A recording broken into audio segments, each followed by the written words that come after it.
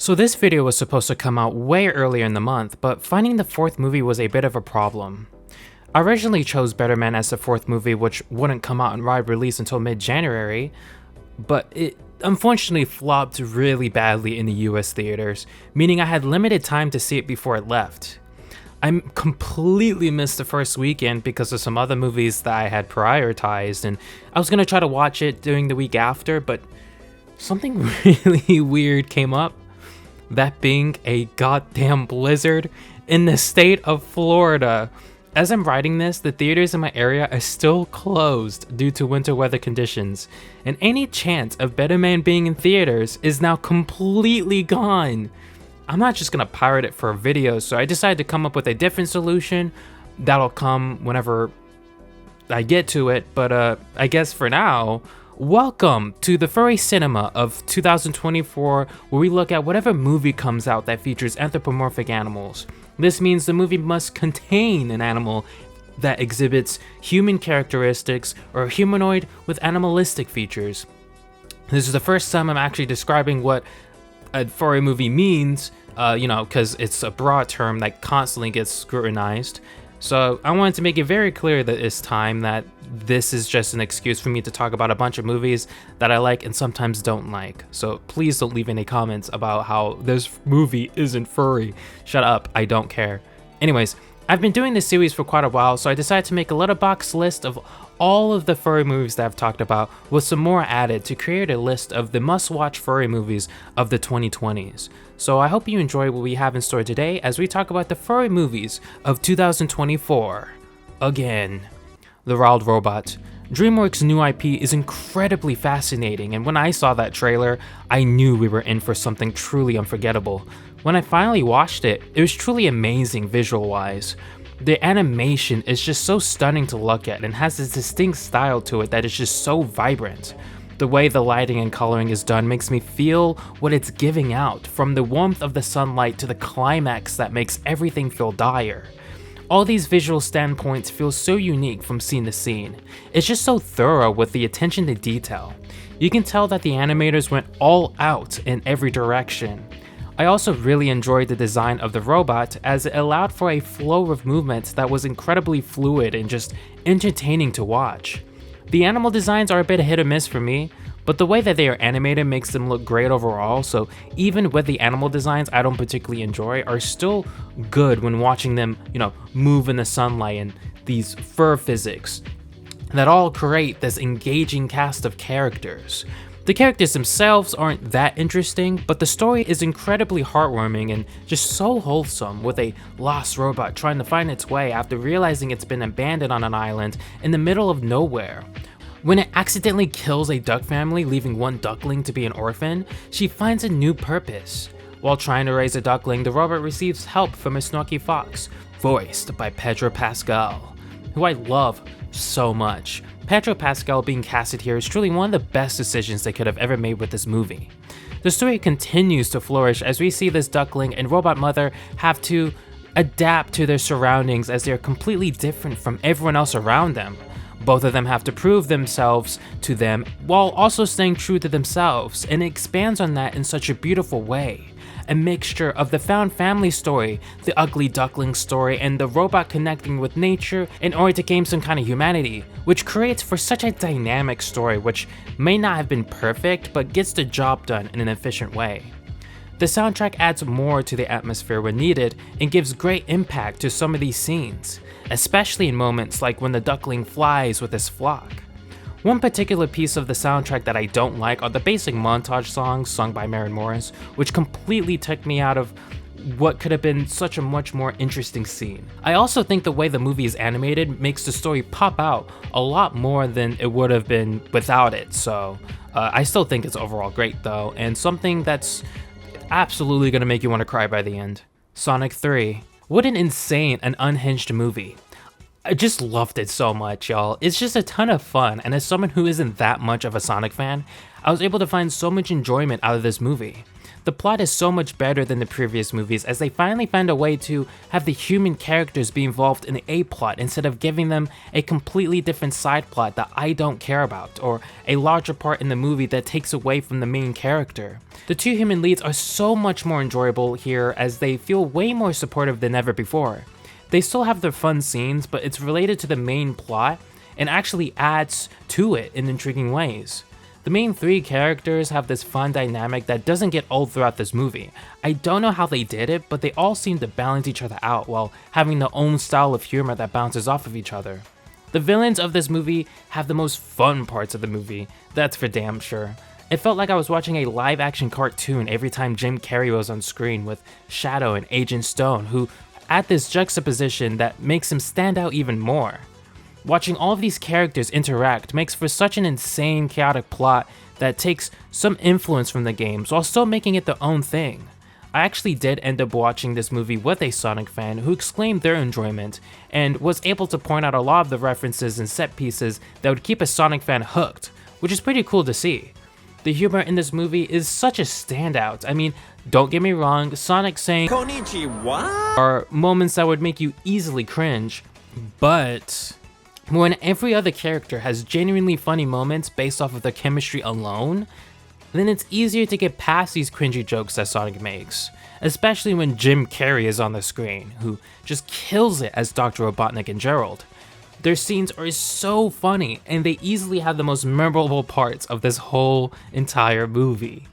Keanu Reeves as Shadow is also a great casting decision as Keanu's dry voice works well with this character who's consistently dark and edgy. Everyone else is as good as they were before. This movie has some set pieces that somewhat resemble a couple of the games that are very enjoyable to watch even as someone who knows nothing about the games. The action scenes are genuinely engaging to watch, and the third act has some highlights that was so awesome to watch in the theater with a bunch of Sonic nerds being there too. This movie gave me everything that I needed for a movie like this, with nothing less. A zany adventure with some cool looking action scenes, incredibly funny moments, and a surprisingly emotional component to it. I'm not sure if I can enjoy a Sonic movie more than this one, but we'll see in the future, as from the post-credit scenes, they have some pretty crazy things planned for the next one. Flow. Before I get into this film, yes, it's technically not furry, as the animals featured in this movie are not anthropomorphic whatsoever, but it's not like any non-furry can tell the difference, because I mentioned this before, but I get tons of comments that tell me furries aren't actually furries, you know, and then I make them mysteriously disappear whenever they show up, so just letting you know that I'm gonna give this one an exception, and if I see any comments saying that this movie isn't furry, I'm just gonna delete them. Anyways, it's another movie with no dialogue, but trust me, this one, ooh, it's great. Oh my god.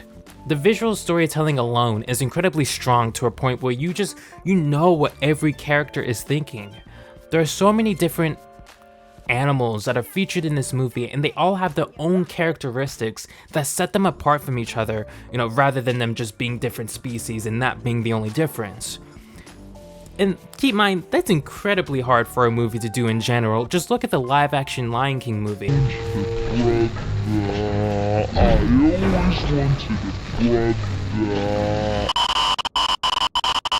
This movie is able to do it in a way that's so subtle, yet you can understand the emotional complexities of every character here.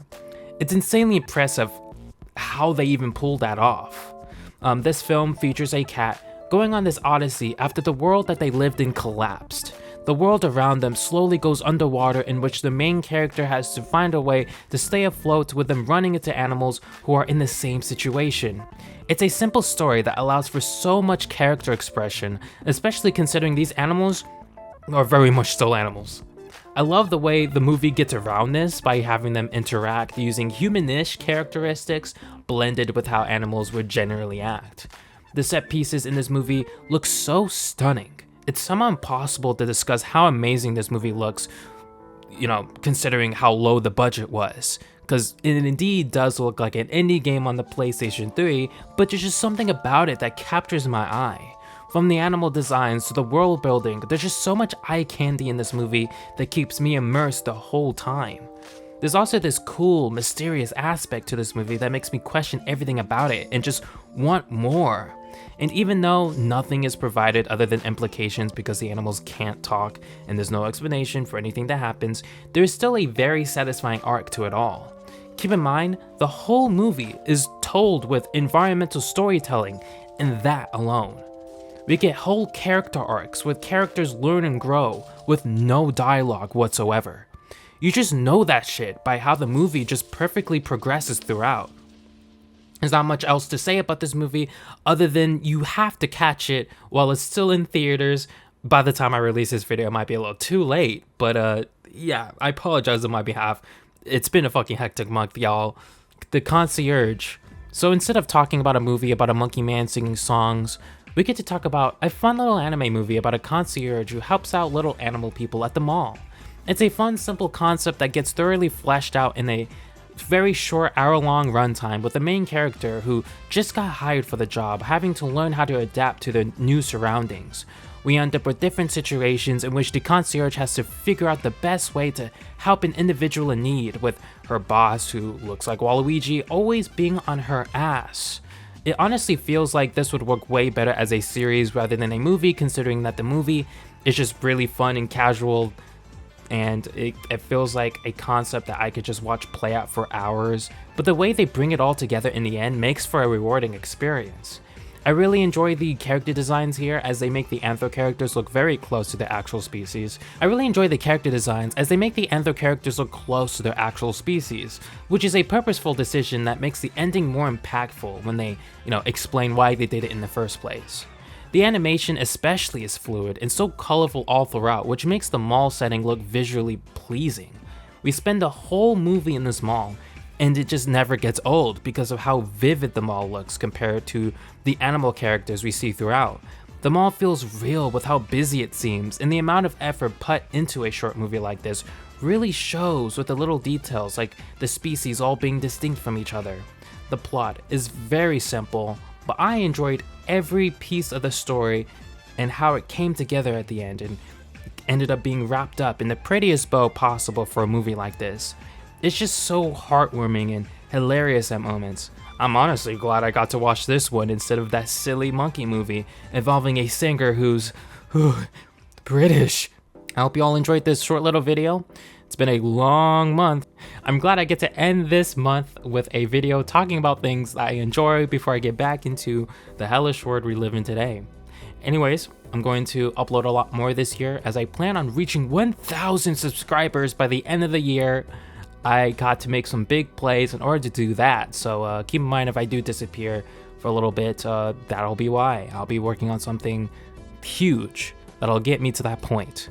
Anyways, stay tuned and watch Flow.